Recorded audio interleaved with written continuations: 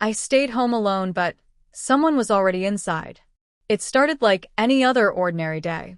My parents had planned a weekend trip to visit my aunt, a few hours away. I had begged them to let me stay back. I was 17, mature enough, or so I thought. I had assignments to finish, tests to prepare for, and I promised I would be fine. My mom hesitated, lingered in the doorway before they left, like she wanted to say something, but didn't. She gave me that look mothers give when their instincts are louder than their logic. She hugged me twice, maybe 3 times. I remember the weight of her arms around me more clearly now. The first night was uneventful. Quiet even. Too quiet. When you grow up in a house filled with chatter, footsteps, and background noise, silence becomes something that doesn't feel natural. It settles over you like a cold blanket. At first, I welcomed it. I made popcorn, watched an old horror movie I wasn't supposed to see, and laughed at how ridiculous it was. I turned off all the lights except for the lamp beside the couch. I felt grown up, independent, brave. I must have dozed off around 1 a.m. The TV was still on, the credits rolling. When I woke up, something felt off. There wasn't a sound. Not the wind outside, not a car passing by, not the hum of the refrigerator. I could hear my own heartbeat. Fast, uncertain. I sat up slowly, listening. Then it came. A soft creak. Not the kind the house usually makes when it settles. This one was deliberate, too slow, like pressure had been applied to a floorboard. I froze. Maybe it was nothing. Maybe I imagined it. I told myself that over and over. But then I heard it again. Another creak. This time closer. I stood up and tiptoed to the kitchen. I grabbed the biggest knife I could find. My heart was pounding so loudly, I was afraid it would give me away. I checked the front door, locked.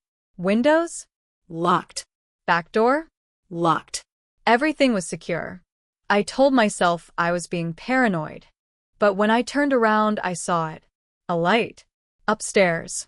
In the guest bedroom. I hadn't turned that light on. I was sure of it. That room had been dark earlier. I hadn't even gone up there. My stomach dropped. The knife in my hand felt like a toy, useless against the thick wave of fear washing over me. I slowly crept up the stairs, each step groaning under my weight. Every shadow suddenly looked alive. Every corner seemed to whisper my name. When I reached the landing, I paused, waiting, listening. Nothing. I pushed the guest bedroom door open. It was empty. The light was on, but the room was untouched. No signs of anything strange. No sound. Just stillness. I wanted to believe I was overreacting. I turned off the light, backed out of the room, and started to go back downstairs. That's when I heard it again, something different this time. Breathing. Not mine. It was faint, almost inaudible. But it was there. Behind me. From the room I had just left. I turned around so fast, I nearly lost my balance. I flung the door open again, my chest rising and falling with panic. But the room was still empty. Silent. And then I noticed the window. It was cracked open. Just slightly. Just enough. I had never opened that window. Now my whole body was shaking. I wasn't alone. I was never alone. Someone had been in the house before I even locked the doors. Maybe when I was watching the movie. Maybe while I was sleeping. Maybe they had been watching me the whole time. I ran. I didn't care about pride or being brave anymore. I sprinted down the stairs, grabbed my phone, and called the police. I couldn't even form words at first. My voice cracked, and my hands trembled so badly I could barely hold the phone. The dispatcher was calm. Asked if I could see anyone, if I had a weapon, if the doors were locked. I tried to answer everything, but my brain was a blur. They said someone would be there in minutes. Minutes felt like eternity. I hid in the pantry, behind bags of flour and cereal boxes, still holding that useless knife. I couldn't hear anything now. Just my breathing, ragged and shallow. Then something happened I will never forget. The footsteps. Deliberate. Measured. Heavy. Coming down the stairs. They weren't fast. They weren't frantic. They were slow. Confident. Like whoever it was had all the time in the world. I covered my mouth to keep from screaming. My eyes were burning from trying not to blink. The footsteps stopped at the bottom of the stairs. Then silence.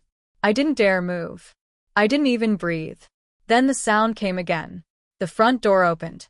And closed. I waited. 5 seconds. 10. A full minute. Still nothing. Then the police arrived. They found no one. No signs of forced entry. But the window upstairs? The one in the guest bedroom? The lock was broken. From the inside. Whoever had been there hadn't come in through a door. They had already been inside. Waiting. They searched the whole house. Every room.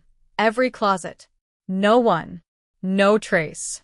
Just that open window and a single muddy footprint on the carpet, too big to be mine. I couldn't sleep that night.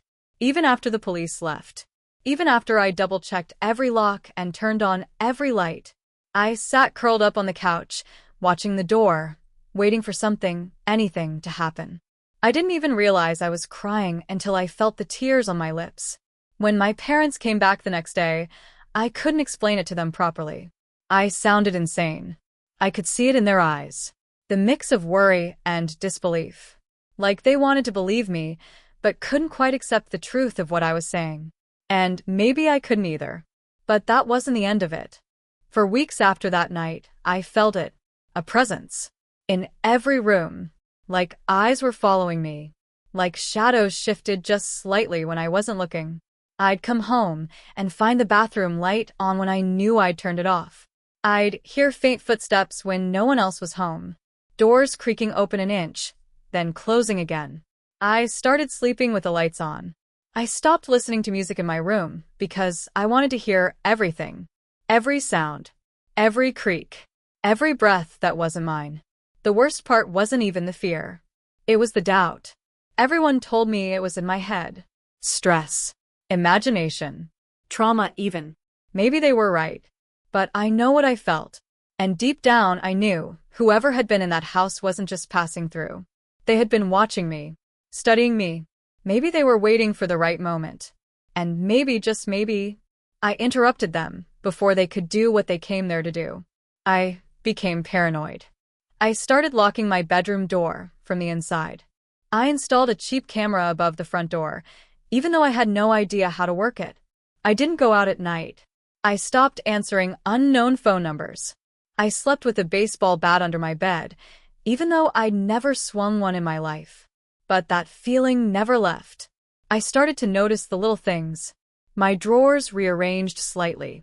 My closet door not quite shut. A book on my shelf moved just an inch. Nothing big. Nothing that could be proven. But things I knew I hadn't done. And then one night, about 2 months later, I woke up at 3 a.m.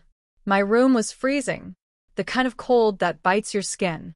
I sat up, confused, and saw that my bedroom window was open. It shouldn't have been. I had locked it. I always locked it. This time, I didn't scream. I didn't run. I sat there, staring into the dark, whispering to myself that it wasn't real, that it couldn't be happening again. But it was. I got up slowly, closed the window, locked it, and then I saw it. A handprint.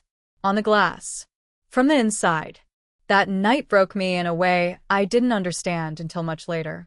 It wasn't just fear anymore. It was the realization that no matter how careful I was, how many locks I used, or lights I kept on, it didn't matter. Because someone had been inside once. And they knew how to get back in. That's what no one tells you about fear. It doesn't end when the moment passes. It burrows into you. It grows roots. It colors the way you see everything. Even the most ordinary days are coated in a thin layer of anxiety. Even the silence becomes unbearable. I didn't stay in that house much longer. My parents moved a few months later, and I didn't argue.